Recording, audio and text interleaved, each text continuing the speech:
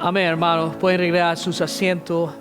Hay una frase de esta canción: examina tú mi corazón, examina todo lo que soy. Esa es la oración de David al abrir su corazón con transparencia a Dios, diciendo: examíname, Dios, y ve si hay en mí camino de maldad. Ve lo que hay en mí, Dios, y transfórmalo. No sé ustedes, pero hay etapas y hay momentos en mi vida donde yo me encuentro con una pausa preguntándome a mí mismo muchas veces: ¿por qué hago lo que hago? Porque hay cosas ¿por qué hago las cosas que estoy haciendo? Ya sea cosas buenas o cosas malas en mi vida, hay momentos en que me cuestiono a mí mismo el porqué de las cosas. De hecho, ¿por qué soy cristiano? ¿Por qué asisto a una iglesia? Manejando muchas veces, ¿por qué otro domingo más voy a la iglesia? Y no hay ningún problema con hacer estas cosas o hacernos estas clases de preguntas. De hecho, Dios mismo quiere que nosotros cuestionemos ciertas cosas y examinemos el por qué hacemos lo que hacemos. No hay ningún problema. El problema está cuando nosotros convertimos algo rutinario y lo hacemos sin nosotros pensar en lo que estamos haciendo. En 2 Corintios capítulo 13 versículo 5, Pablo dice: examinaos a vosotros mismos a ver si estáis en la fe.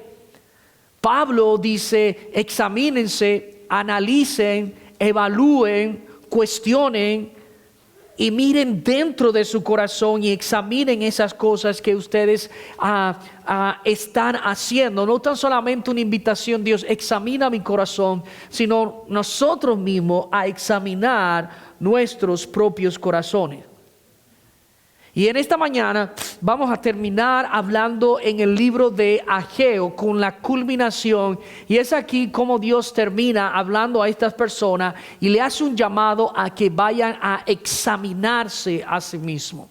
Y esta mañana veamos: examina tu corazón, evalúa tu corazón. El pueblo, recuerde, en el libro de Ageo, que es el libro que hemos visto en las últimas 3 semanas, un libro corto, 2 capítulos, se encuentra en el Antiguo Testamento, uno de los profetas menores. La idea de Ageo es que ellos habían regresado después de estar cautivos por 70 años, han regresado a Israel, y la primera encomienda que ellos tenían era construir el templo. Comenzaron a construir el templo. Después de 1 año pararon y se enfocaron en sus propias casas. Dios envía a un profeta llamado Ageo y le dice: ve, habla con ellos y dile que no han hecho las cosas como deberían hacer. Se han olvidado de mí y se han enfocado en sus propias cosas. Se han olvidado de construir el templo. Pasaron 16 años hasta que ellos volvieron otra vez a la reconstrucción del templo de Dios. Pero una vez que ellos comenzaron, pasó un tiempo y vino el desánimo. Ellos se desanimaron y dijeron: wow, estamos construyendo este templo, pero no se compara. Lo que tenían antes era mucho más grande, mucho más lujoso, mucho mejor que lo que estamos haciendo ahora. Dios le dice: es verdad, no hay comparación. Lo que ustedes están construyendo ahora es menor que lo que ustedes construyeron, sus padres construyeron en el pasado. Y Dios le dice: pero la importancia no es el tamaño, sino la persona que mora en el templo de Dios. Y está hablando de la misma presencia de Dios. Examina tu corazón. Ageo capítulo 2 versículo 10 al 19. Vamos a ver estos versículos y quiero ver 3 cosas en Ageo capítulo 2 versículo 10 al 19. En primer lugar, examina por qué haces lo que haces. Eso es lo primero que yo quiero que ustedes vean en este pasaje. Examinen, analicen por qué están haciendo estas cosas. Hay una pregunta que Dios hace a través de Ageo en el versículo 10. Mire que dice Ageo 2 versículo 10. Pueden verlo en la pantalla, pueden buscarlo en su Biblia. Pero si le toma mucho tiempo pueden leerlo aquí. A los 24 días a los 24 días, el segundo del mes, en el segundo año de Darío, vino palabra de Jehová por medio del profeta Ageo diciendo: así ha dicho Jehová de los ejércitos. Pregunta ahora a los sacerdotes acerca de la ley, diciendo: si alguno llevare carne santificada en la falda de su ropa, y con el vuelo de ella tocare pan o vianda, carne, o vino, aceite, o cualquier otra comida, ¿será santificada? Y respondieron los sacerdotes y dijeron: no. Luego dice el versículo 13, y dijo Ageo: si un inmundo a causa de cuerpo muerto tocare alguna cosa de esta, será inmunda.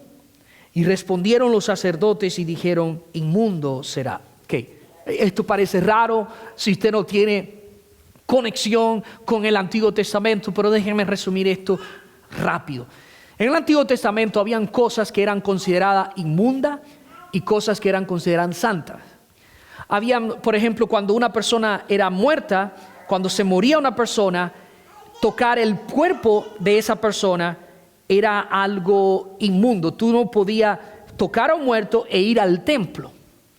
Entonces habían ciertas aves que eran consideradas inmundas. Las aves de rapiñas o que tenían uñas largas eran consideradas inmundas. Esto suena raro para nosotros porque estamos viendo con una mente occidental a donde nosotros estamos, pero en el pueblo de Israel Dios estableció cosas para separar una cosa de otra. Ahora, ¿qué es lo que está diciendo en estos versículos? Si usted tiene algo en el versículo, los primeros versículos, si algo que es santo, había comidas que se santificaban, es decir, que se apartaban para Dios. Si tú tienes esta comida en tus manos y tú tocas un objeto que era considerado santo del templo, quiere decir que esa cosa que tú tienes en la mano también será más santa por haber tocado otra cosa santa. Los sacerdotes dicen no. Ahora él le hace otra pregunta: ¿qué pasa si alguien toca algo que es impuro? ¿Se va a contaminar? Él dice sí. Y este es el principio en todo esto.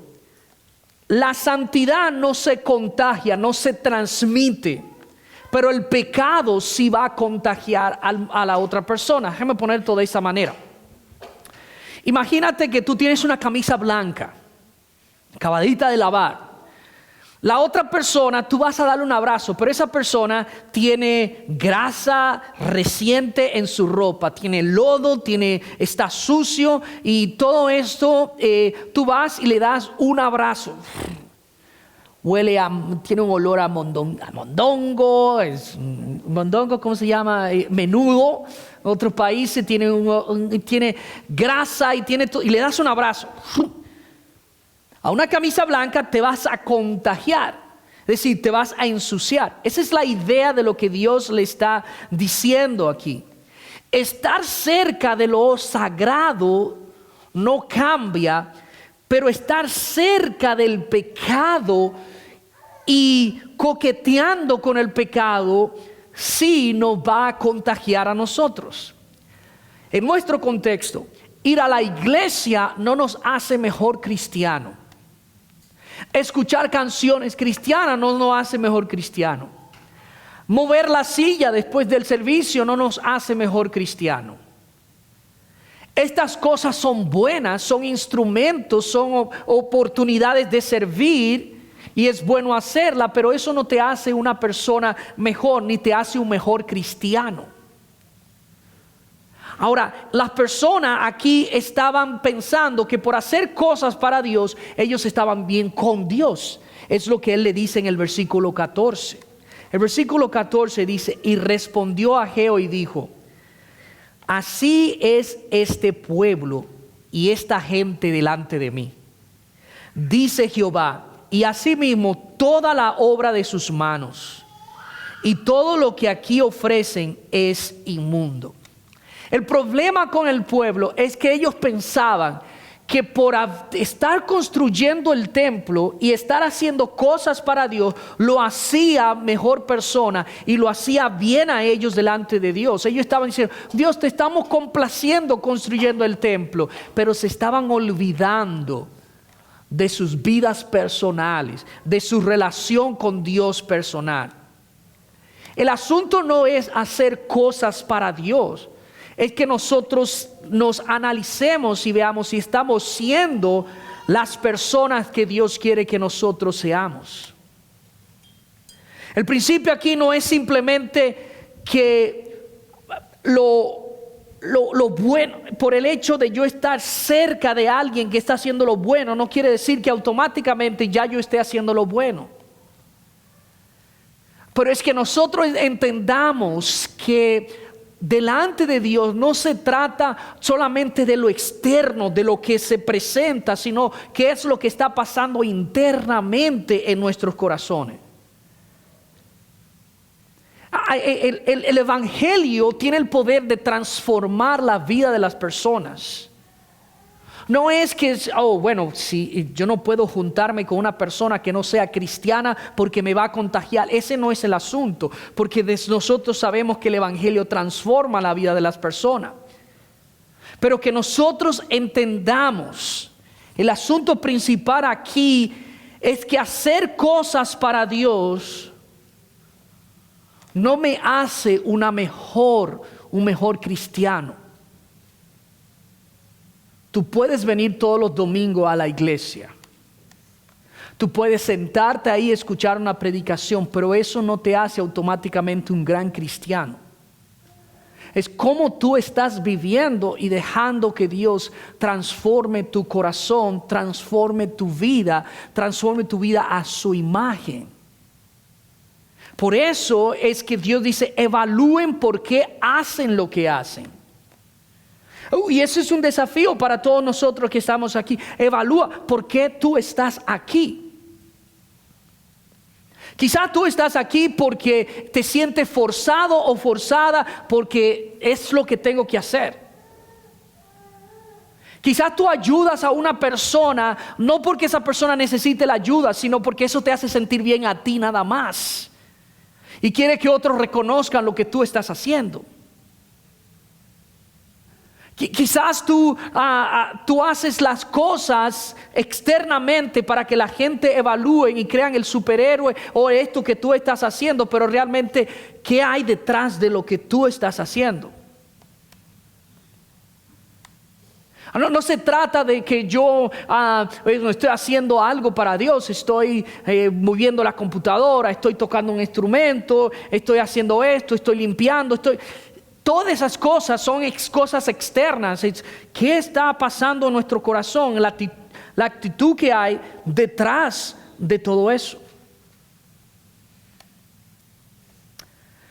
Luego él va a llevarlos a ellos. Mire, evalúen lo que ustedes están haciendo ahora y por qué lo están haciendo. Y lo va a tomar y lo va a llevar un poco más atrás y lo va a llevar al pasado y le va a decir: examinen el pasado, el trayecto, las cosas que ustedes han hecho anteriormente. Mire el versículo 15, dice: ahora pues, meditad en vuestro corazón desde este día en adelante, antes que se pongan piedra sobre piedra en el templo de Jehová. Antes que sucedieran estas cosas, venían al montón de 20 efas y había 10. Venía al lagar para sacar 50 cántaros y había 20. Os herí con viento solano, con tizoncillo y con granizo de toda obra de vuestras manos, mas no os convertisteis a mí, dice Jehová. Dios dice al pueblo: reflexionen de manera consciente, y dice: meditad en vuestro corazón desde este día en adelante. Y la palabra meditad en vuestro corazón, meditad en vuestros caminos, se repite aquí varias veces. El versículo 5 del capítulo 1 dice: meditad bien sobre vuestros caminos. El versículo 7 del capítulo 1 dice: meditad sobre vuestros caminos. Ahora en el versículo 15 dice: meditad pues en vuestro corazón. Y más adelante en el versículo 18 del capítulo 2 dice, meditad pues en vuestro corazón. El énfasis es en 2 capítulos, la frase predominante es la que más se repite. Meditad en vuestros caminos. Meditad, analizad, evaluad lo que ustedes están haciendo. ¿Por qué están en la situación en que ustedes están? Mire, hermano, todas las situaciones donde nosotros nos encontramos son decisiones que nos han llevado hasta donde nosotros estamos. Y debemos entender que hay cosas que pasan que salen de nuestro control, que no controlamos. Pero hay otras que nosotros la estamos haciendo y lo estamos viviendo por consecuencia de lo que hicimos en el pasado y lo que nosotros, una decisión nos lleva a la otra. Y aquí Él está diciendo, analicen, meditad en vuestros caminos. Y Él está llamando, es una idea a reflexionar, a analizar su vida con toda honestidad. Y una de las cosas que nosotros debemos hacer no es ser pesimistas con nosotros mismos, pero es ser realistas. Y no buscar excusa para nosotros decir, es que no puedo hacer esto por esto que pasó o que esto, aquello. Debemos ser conscientes de la situación donde estamos y cuando necesitamos ayuda, recorrer por ayuda. ¿Te has preguntado por qué haces lo que haces o por qué tú estás aquí hoy? Mire el versículo, él dice, en el versículo 1, el versículo 15, 16, antes, en el versículo 15, ahora pues meditad en vuestros caminos después de este día en adelante, antes que pongan piedra sobre piedra en este templo, dice Jehová.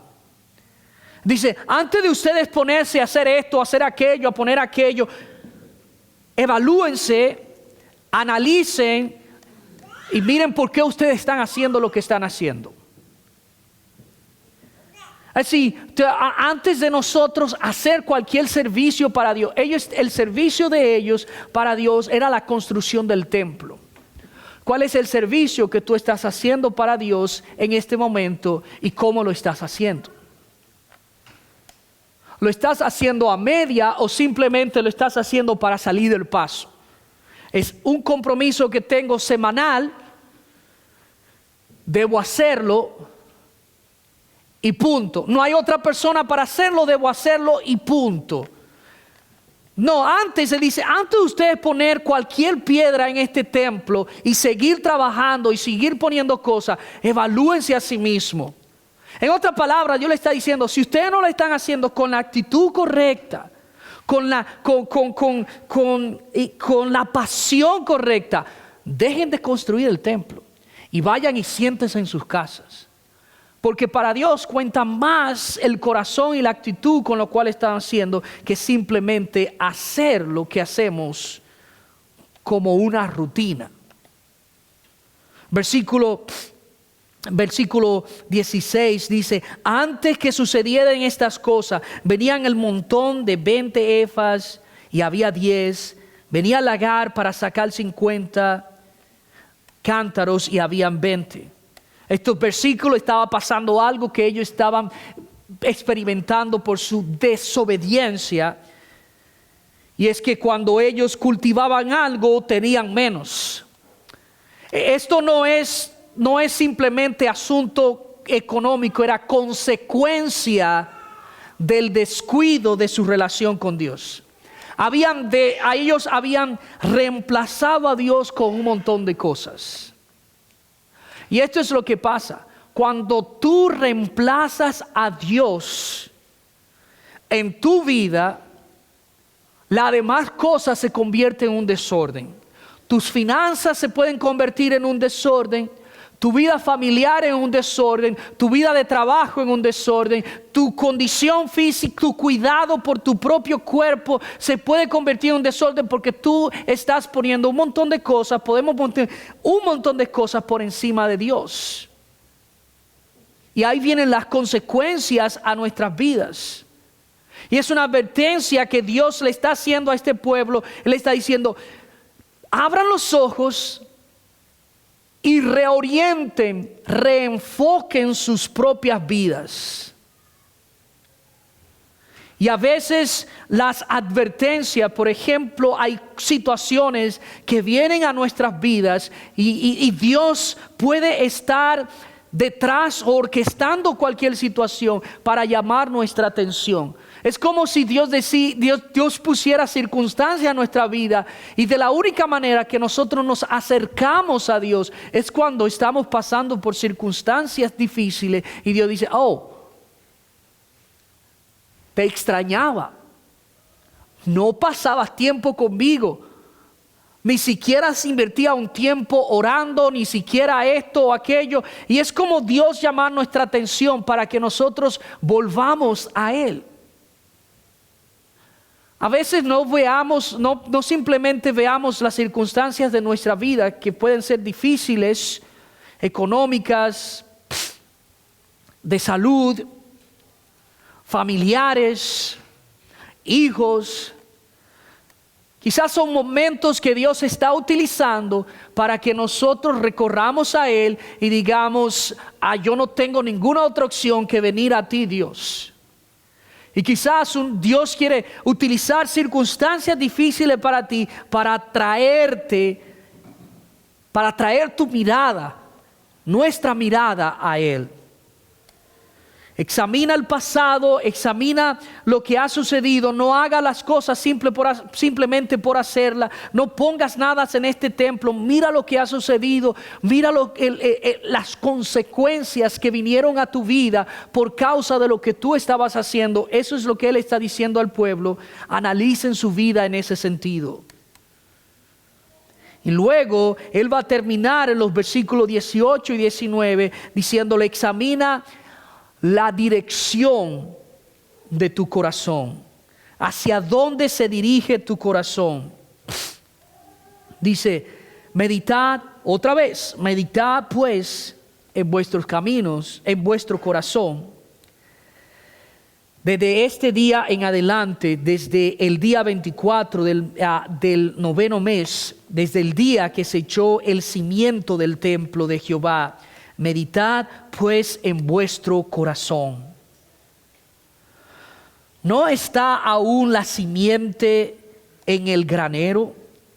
Ni la vid, ni la higuera, ni el ganado, ni el árbol de olivo ha florecido todavía. Mas desde este día os bendeciré. Y esto es lo que esto es lo que está pasando. Después que ellos hicieron todas estas cosas, se olvidaron de Dios, dejaron de construir en el templo, volvieron otra vez a construir, se estaban desanimando por lo que estaba pasando. Ellos volvieron a reorientar, a reenfocar, a poner su mirada en el Señor. Y Dios dice, mire, ustedes habían visto todas esas cosas que estaban pasando. El granero ustedes tenían los graneros vacíos, no había comida suficiente, ustedes no tenían para esto. No era escasez necesariamente económica.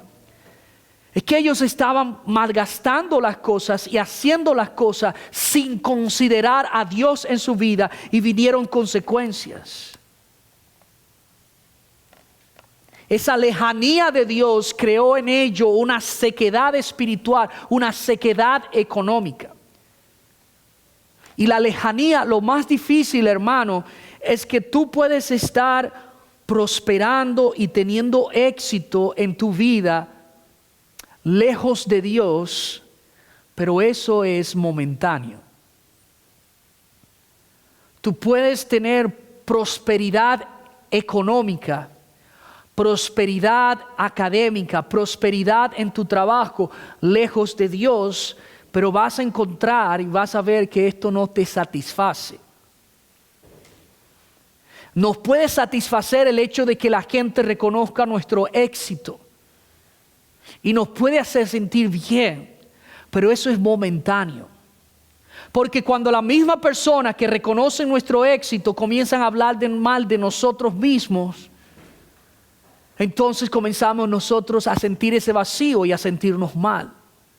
Porque ninguna otra persona puede darnos más valor, más significado que lo que Dios puede hacer en nuestras vidas.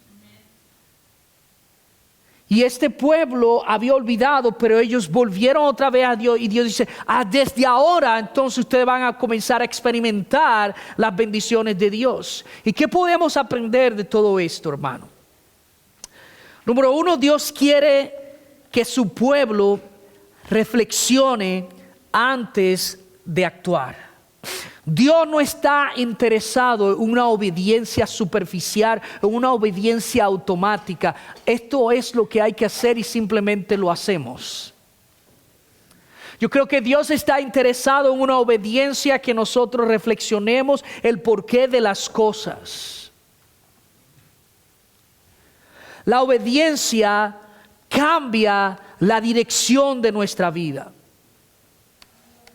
La obediencia siempre cambia nuestro corazón. No necesariamente cambian las circunstancias, pero cambia la forma en que nosotros vemos las circunstancias. Tú puedes vivir, tú puedes estar enfermo, pero aún así tú puedes vivir en obediencia. Tú puedes tener escasez económica, pero aún así vivir en obediencia. Porque el asunto no es que Dios cambie la circunstancia y luego obedecemos, es obedecer en medio de la circunstancia que nosotros estamos atravesando. Dios bendice cuando las prioridades se alinean con Él. Dios va a bendecirnos cuando nosotros sabemos poner nuestras prioridades claras. Déjame decirle algo.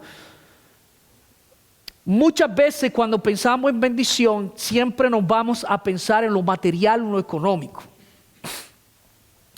Muchas veces el asunto no es que la gente esté pasando por situaciones económicas en su vida. Muchas veces puede ser mala administración de lo que nosotros tenemos. Y cuando Dios no es el centro de nuestra vida, comenzamos a tener mucho desorden en nuestras vidas. Porque comenzamos a gastar en cosas que no tienen sentido para darnos mejor identidad. Si el valor que nosotros nos damos, eso es lo que tenemos, quizás tú vas a comprar un carro que no necesitas porque quieres encajar en un grupo y tus prioridades están desorganizadas. Quizá vamos a invertir en mejores ropas y en ropas de marca o en cosas costosas porque queremos dar una buena imagen, porque estamos bien interesados en lo que otros dicen de nosotros. Y a veces no es escasez económica, a veces es una mala administración de lo que Dios nos ha dado porque Él no es el centro.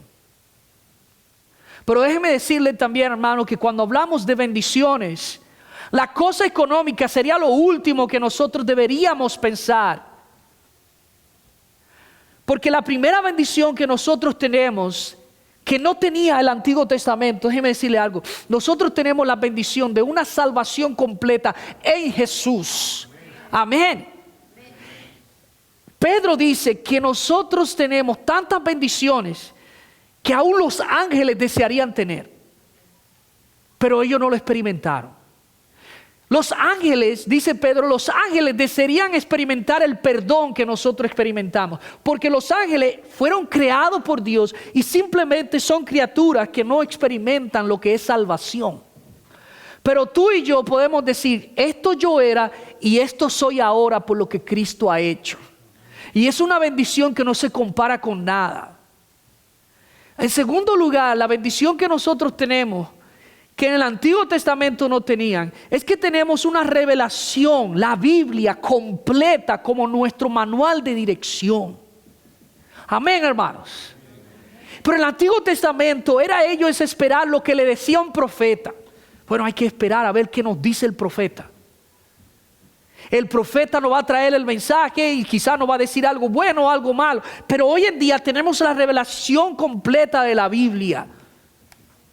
Pero nosotros la tenemos simplemente arrumbada. La tenemos ahí guardada.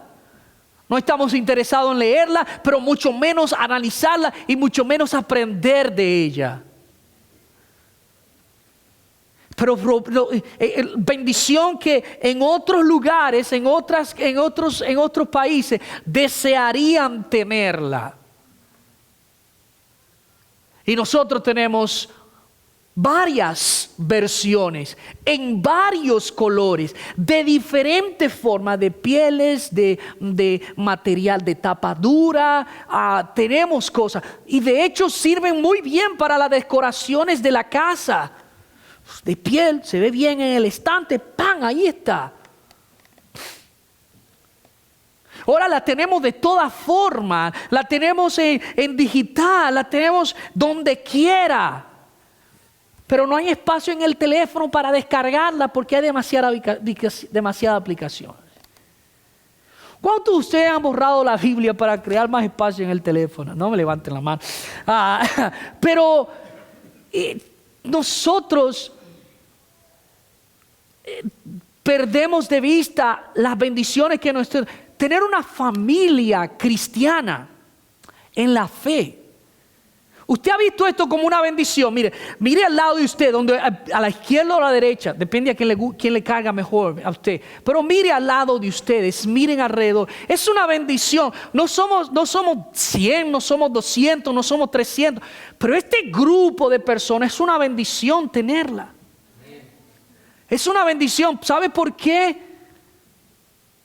Porque la familia de la fe, la familia cristiana, la familia en Cristo va a ser mucho más leal que tu propia familia de sangre en muchas circunstancias. Y yo he experimentado eso. Son las personas que van a preguntarte más cómo tú estás. Donde quizá otros familiares te van a preguntar, ¿cuándo me vas a mandar el cheque? Este mes no hubo nada. Tú te la estás pasando bien allá. Pero la familia de la fe está buscando cómo nosotros nos construimos, nos ayudamos. Es una bendición, hermano. ¿Cuántos de ustedes fueron a sala de emergencia esta mañana a llevar a sus hijos? Levanten la mano. Ninguno de ustedes fue a sala de emergencia esta mañana a llevar a sus hijos porque estaban enfermos. Eso es una bendición, hermano. Lo que quizás tú no puedes tener es decir, ¿cuántos de ustedes pueden sentarse y comerse una buena carne asada? Digerir bien unas tortillas, unos frijoles. ¿Sabes que cuántas personas tienen todo el dinero del mundo, pero lo que pueden agarrar es un juguito de manzana porque su estómago está desbaratado? Pero tienen todo el dinero del mundo. Es una bendición que tú te sientas y agarras, ahí está la Coca-Cola, ahí está la tortilla, ahí está la carne, ahí está el asado, y te lo comes y dices, una bendición de Dios, hermano. ¿Cuánto pensamos así? Lo que nosotros pensamos es, miramos la billetera, es que no hay dinero, Dios no me está bendiciendo, pero te olvidas de todas esas bendiciones que Dios tiene por aquí, por allá, por donde quiera. Es un buen momento para nosotros examinar nuestros corazones. Porque quizá no estamos siendo consistentes con Dios, porque estamos siendo ciegos a las bendiciones que Él está haciendo en nuestra vida, que Él está proveyendo y cómo Él está obrando. Inclinen su rostro, hermano, y vamos a orar.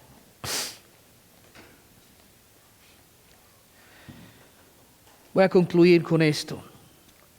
La fidelidad de Dios ha sido grande porque la dirección de mi corazón cambia con mis emociones. Yo cambio dependiendo de mis circunstancias, de mis luchas, de mis enfermedades. Pero la fidelidad de Dios no depende de cómo yo esté. Escuche bien esto. La fidelidad de Dios no depende de cómo yo esté o cómo me comporto, sino de quién es Él. Aun cuando mi corazón se desvía, Dios sigue siendo fiel para buscarme, corregirme y sostenerme. Grande es su fidelidad. Padre, gracias, Señor.